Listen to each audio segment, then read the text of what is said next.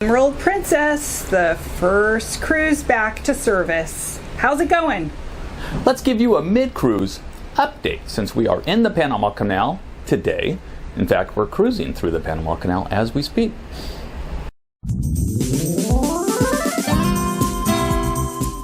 Hi everyone, this is Bob and Natalie from Bucket List Cruise and Travel. Today we're going to give you a mid-cruise update on the Emerald Princess as it returns to service for the first time in 18 months.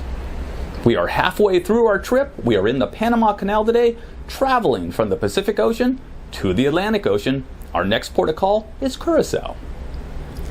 Just wanted to let you know, as far as the get-on process with the Medallions, if you haven't seen our video about the Medallion class and the changes and updates that Princess has made, make sure you like and look for that video next. But we can say that it's working well, and from arrival to getting on the ship was maybe 15 minutes. Very, very smooth process. The Medallion has streamlined the get-on process. Very, very easy, since most of your check-in is done pre-cruise now. You enter all of your information, including your passport information. So all you do at the port now is either pick up your Medallion, as we did, or scan your Medallion when you get there, show your COVID documents, and off to the ship you will go.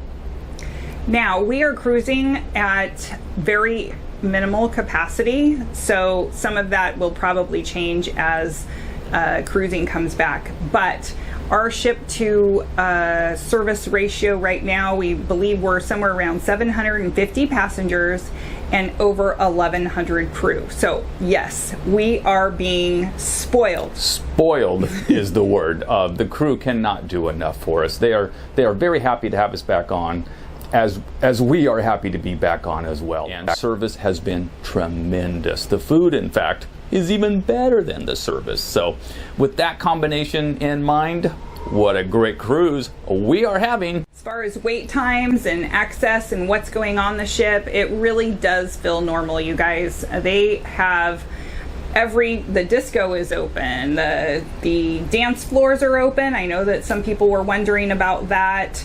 The shows are going as typical. We can't notice any difference as far as the activities on board, as far as venues being open. You know, I know sometimes if there's not as many passengers, you might think that you won't get as many experiences, but from what we can tell, they're running everything as if we are fully full ship. So we are enjoying kind of the best of both worlds right now.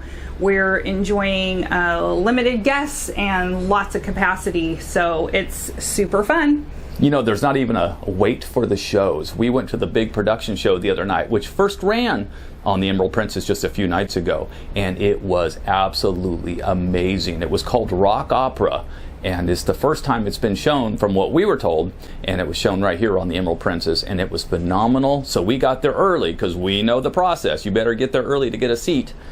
The theater did not fill. It was probably 70 to 80% full, and that was it.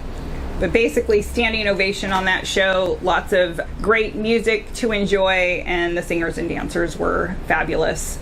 So highly recommend that show if you haven't seen it on board a Princess. It is a new production show that I believe is being dispersed out to all the ships. That's right. Now, if you're talking about safety and if you're worried about being clean on the ship, the crew is cleaning constantly. That is about all we see the crew doing here is cleaning.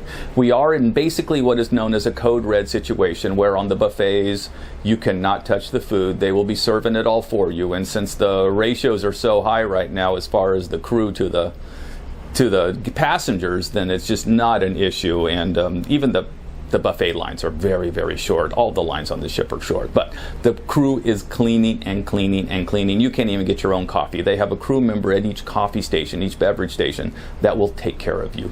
So rest assured for that one. There is mask wearing where we are indoors, but out on the pool deck, on your own deck, on your balcony, in your stateroom, no masks are required there. So just know that going in. Yeah, I mean, honestly, the masking policy to me feels very similar to what we're kind of used to at this point. If you're out and about outside your cabin.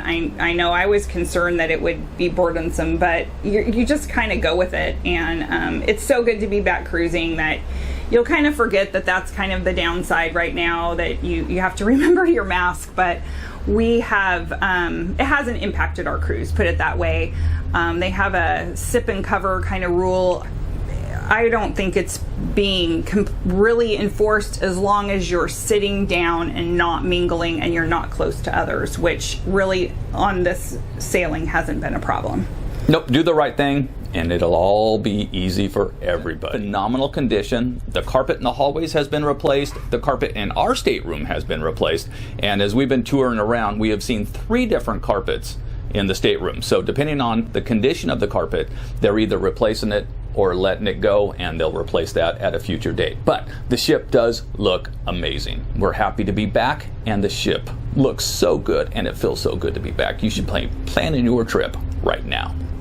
Anyways, guys, please like and subscribe. We have more videos coming out. 10 tips for cruising through the Panama Canal will be something coming out next. We're still working on updating you on the Medallion features and class. We have a series going on that so that you're going to know ahead what to experience on any princess ship that is Medallion class, which they all are now. And so there's some new things that you will want to know about and learn about and be aware of as you get on the ship. You'll be an expert right off the bat. So we have a couple more of those videos in that series coming out. So lots of content on this trip, plus some ports of call. In regards to testing requirements, we did not know that we would be tested during our voyage. And as far as the safety aspects, you can kind of be assured that or expect that there will be ongoing antigen testing on the ship. We're on a 2-week voyage. We're going to be tested twice. Some of that I think is because that's just proactive measures that the ship is taking. Sometimes I believe it's related to the ports and what they're requiring in order to go ashore. So just be aware, expect that you may have to be tested while on your cruise. But the process is very easy. They handle it very well. And you handle the testing stick yourself. They're not doing it. And it's free on board. It's complimentary. So you're not paying anything for that. So just also be aware of that. Something we didn't know when we came on. That's right. So pay attention to what we have coming out in the future. Like, subscribe, and ring that bell so you'll be notified of any of our upcoming content. Thanks again. Thanks for watching today.